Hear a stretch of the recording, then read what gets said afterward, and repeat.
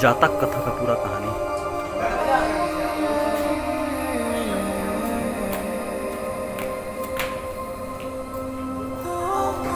महासमुंद जिला सिरपुर, अशोककालीन सभ्यता। देखिए यहाँ पर चीनी यात्री वेनसांग जी आए थे। अशोककालीन सभ्यता है सभी बौद्धों की अंतर्राष्ट्रीय विरासत।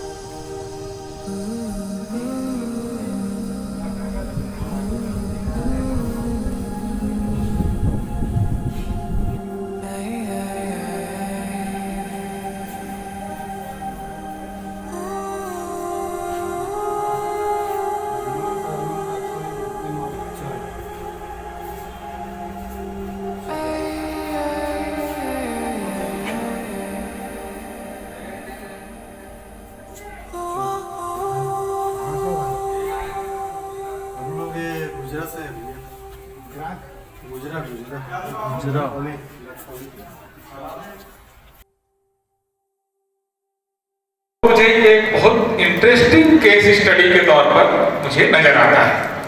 सिरपुर का नाम पहली बार राष्ट्रीय स्तर पर जो सुना गया वो 2004-05 के आसपास इस स्थल का नाम पहली बार चर्चा में आता है। और उस दौरान इसकी चर्चा इस रूप में होती है कि जब वहां पर जमीन के नीचे से बहुत सारे पुरातात्विक महत्व की चीजें मिलनी शुरू होती है। शुरुआती चीजें सारी की सारी जो प्राप्त होती हैं वो एक बौद्ध हेरिटेज स्थल के संकेत यहाँ पर मिलते हैं। और वहां पर उस समय खास करके छत्तीसगढ़ के अखबारों में और दिल्ली के अखबारों में भी सिरपुर की पहली चर्चा होती है। तो सिरपुर शब्द का नाम नेशनल और इंटरनेशनल एरेना में पहली बार 2004-05 में आता है। ये वो समय है, उस समय भारत में क्या क्या हो रहा था अगर आप देखें तो भारत में उस समय मनमोहन सिंह की सरकार थी। 2003 में छत्तीसगढ़ में रमन सिंह की सरकार बन चुकी थी। और इसी समय सिरपुर एक नेशनल इंटरनेशनल एरेना में एक नाम के तौर पर पहली बार सामने आता है, पुरातात्विक महत्व के स्थल के तौर पर, एक आर्कियोलॉजिकल साइट के तौर पर, हेरिटेज साइट के तौर पर। इसके बाद यहाँ पर दूसरी चर्चा आती है कि यहाँ जो चीजें मिली, जो अवशेष मिले, जो चीजें मिल रही हैं, तो सारा कुछ एक बड़े बौद्ध अध्ययन स्थल के तौर पर इसका जो बनता है। 2006 में यहाँ पर वो साइट की खुदाई का काम शुरू होता है और इसके बाद फिर अखबारों में इसकी चर्चा सामने आती है। मैं सिर्फ इस पूरे स्पेस को मास कम्युनिकेशन की दृष्टि से देखने की कोशिश कर रहा हूँ, आप लोग इसको महसूस कर रहे होंगे। तो अखबार में फिर इसकी चर्चा आती है, मैगजीन्स में आती है, थोड़ा बहुत टेलीविजन पर आता है। और इसके बाद यहाँ से एक डिपार्चर आता है, एक प्रस्थान बिंदु आता है। वो प्रस्थान बिंदु ये है कि सिरपुर के प्राथमिक सारे एविडेंसेस इसको जब बौद्ध साइट के तौर पर स्थापित करते हैं, बौद्ध बुद्ध की बड़ी बड़ी मूर्तियां मिलती हैं, महामाया की मूर्तियां मिलती हैं, बिल्कुल स्ट्रक्चर के तौर पर आपको बौद्ध स्तूप मिलता है। फिर आपको अजंता में जो एक स्ट्रक्चर है यूं करके यूं घूमता है, जैसे गोल घूम के ऐसे वाला जो एक आर्कियोलॉजिकल स्ट्रक्चर है वो स्ट्रक्चर मिलता है। यहाँ हर जगह वो मौजूद है।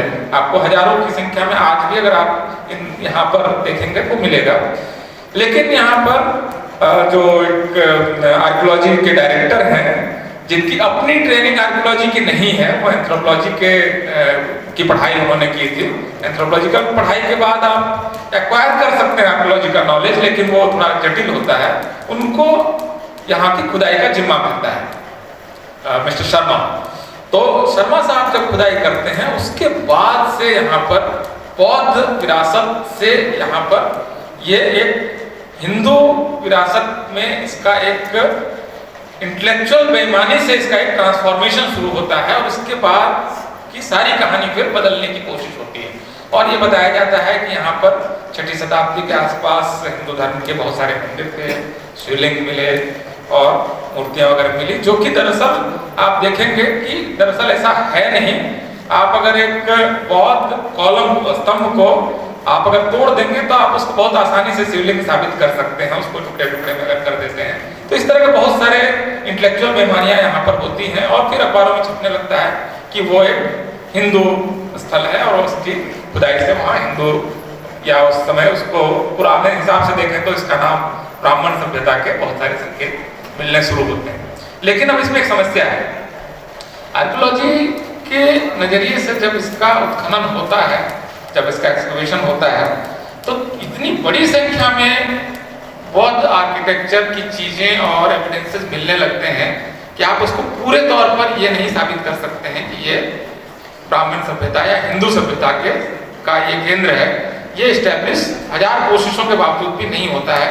तो अब एक बीच का रास्ता निकलता है, ये तीसरा प्रस्थान बिंदु है, दूसरा प्रस्थान बिंदु है। बल्कि आप अगर इसको देखें क्रोनोलॉजी के हिसाब से तो एक तो पहले एविडेंस मिलने शुरू होते हैं बौद्ध सभ्यता के, फिर उत्खनन शुरू होता है और वो ASI जब उत्खनन शुरू करता है तो इसको वो हिंदू स्थल के रूप में स्थापित करने की कोशिश करते हैं। लेकिन फिर जब एविडेंसेस बहुत ज्यादा आ जाते हैं तो ये बताया जाता है कि दोनों तरह की सभ्यताओं का ये स्थल रहा है। अब समस्या ये है कि सिरपुर को अगर हमें इंटेलेक्चुअल बेईमानी से परे एक ऑथेंटिक तरीके से, ऑथेंटिसिटी के साथ एक प्रामाणिक तरीके से इसको अगर अध्ययन किया जाए तो यहाँ फाइनली क्या मिलेगा और ये क्या साबित होता है, आज की तारीख में मैं इसको एक स्थगित सवाल, एक पोस्टपोन्ड क्वेश्चन, एक रुके हुए सवाल के रूप में छोड़ने को तैयार हूँ, बशर्ते कि यहाँ का बाकी का जो अब का उत्खनन है वो बिल्कुल वैज्ञानिक तरीके से अंतरराष्ट्रीय निगरानी में और श्रेष्ठ तरीका तो यह है कि यूनेस्को की निगरानी में इस पूरे स्थल को की नए ढंग से मार्किंग हो, 24 घंटे की CCTV निगरानी हो, उसके फुटेज रखे जाएं और यहाँ को फिर से एक बार री एक्सकवेशन की यहाँ पर मुझे लगता है कि जरूरत है।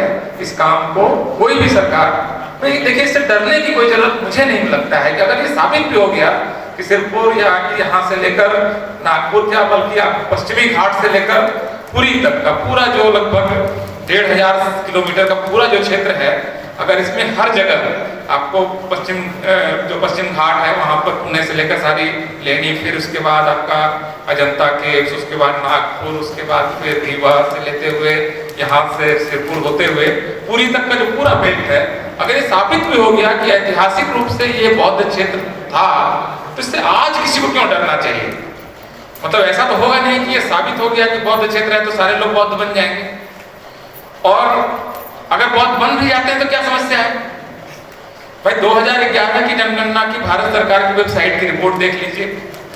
भारत का सबसे पढ़ा लिखा समुदाय कौन है? सबसे ज्यादा साक्षरता किसमें है? बुद्धिस्ट में है। छत्तीसगढ़ में इस समय बुद्धिस्ट कम्युनिटी जो सेंसस की रिपोर्ट है 2011 की, उसके हिसाब से 87% बौद्ध साक्षर है। छत्तीसगढ़ का साक्षरता दर क्या है? छत्तीसगढ़ का कोई भी विद्यार्थी बता सकता है, 70% साक्षरता दर है। तो बुद्ध बौद्ध धर्म अपना ही लेने से किसी का क्या नुकसान हो गया? उनका जेंडर रेशियो अच्छा है, भारत में सबसे अच्छा जेंडर रेशियो जिन समुदायों का है वो रेशियो बुद्धिस्ट लोगों का है। इसके मतलब उन परिवारों में महिलाओं की इज्जत होती है, महिलाओं का सम्मान है, वो सबसे ज्यादा इकोनॉमिकली भी सबसे ज्यादा अटेंड करने वाली कम्युनिटी है। तो एक तो देखिए मैं इसको भी मैं स्थगित कर देता हूँ कि भाई बुद्धिस्ट बन जाने से क्या होगा, नहीं होगा, क्यों बनना चाहिए, नहीं बनना चाहिए, छोड़ दीजिए इसको। लेकिन वैज्ञानिक तरीका यही है कि सिरपुर को नए ढंग से इन्वेंट किया जाए, वैज्ञानिक तरीके से इन्वेंट किया जाए।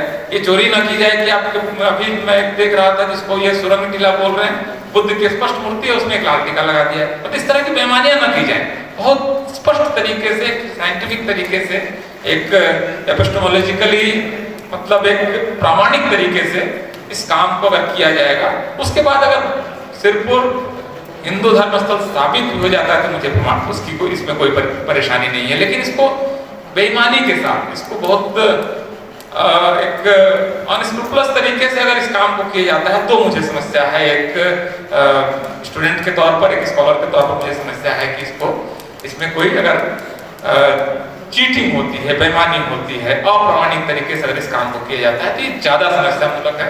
तो जो हमें इस बात को लेकर एक डिमांड करनी चाहिए, आगे चलकर हम सब लोग क्योंकि स्कॉलर्स हैं, आगे चलकर हम सब यूनिवर्सिटीज में होंगे, किताबें लिखेंगे और लिख भी रहे हैं बहुत सारे लोग। तो यहाँ पर बहुत उद्भट विद्वान भी मौजूद हैं, विदुषियाँ मौजूद हैं, इस काम को कर भी रही हैं।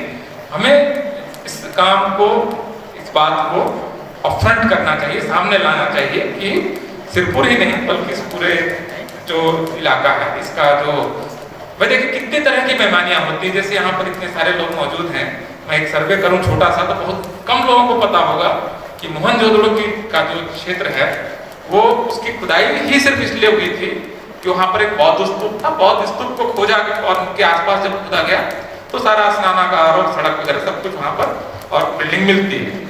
अभी भी मोहनजोदड़ो की कोई भी तस्वीर उस बुद्ध स्तूप के बगैर नहीं खींची जा सकती। कोई भी अगर दूर से तस्वीर खींची जाएगी।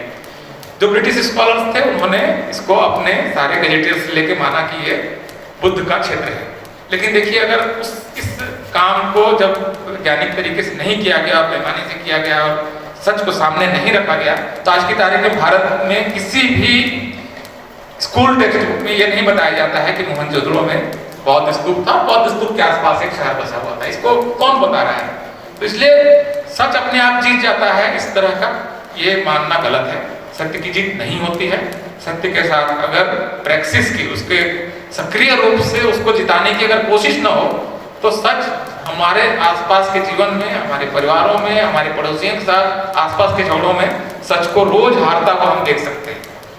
सच नहीं जीत जाता है। इसलिए कि बौद्ध क्षेत्र है, लोग मान लेंगे कि बौद्ध क्षेत्र है, ऐसा नहीं होने वाला है। इसको अगर सक्रिय रूप से इसको स्थापित न किया गया, बार बार न बोला गया तो ये कुछ दिन बाद बुद्ध की सारी मूर्तियों के ऊपर एक मुकुट होगा, बाकी सब कुछ ढक दिया जाएगा और तिरुपति की तरह यहाँ भी एक बुद्ध की मूर्ति, जितनी मूर्तियां हैं उसको आप आसानी से विष्णु की या किसी की भी मूर्ति साबित कर दे सकते हैं। तो ये इसको मुझे लगता है बहुत जोरदार तरीके से इस बात को रखनी चाहिए और बहुत डेफिनेटिव तरीके से अगर आज हम इसको नहीं भी कर सकते हैं कि बौद्ध क्षेत्र था तो भी हमको एक डेफिनेटिव तरीके से डिमांड तो रखनी चाहिए कि इसकी एक प्रामाणिक तौर पर इसकी एक खुदाई हो और यहाँ पर जो सच है वो सामने आए। इसमें हमें कोई शिकायत नहीं है कि कल को आप इसको इवन कोई किसी भी धर्म का क्षेत्र है नहीं है, हमें समस्या नहीं है, लेकिन इसकी वैज्ञानिकता की यहाँ पर रक्षा होनी चाहिए। मुझे लगता है कि मैंने अपना 10 मिनट पूरा कर लिया है तो मैं अब आपका समय और नहीं ले रहा हूँ, चूंकि हम लोग यहाँ पर और इतने स्कॉलर्स हमको सुनने के लिए हैं। बहुत बहुत शुक्रिया और आप सबका बहुत बहुत आभार। जय भीम, नमो बुद्धाय, जय भारत।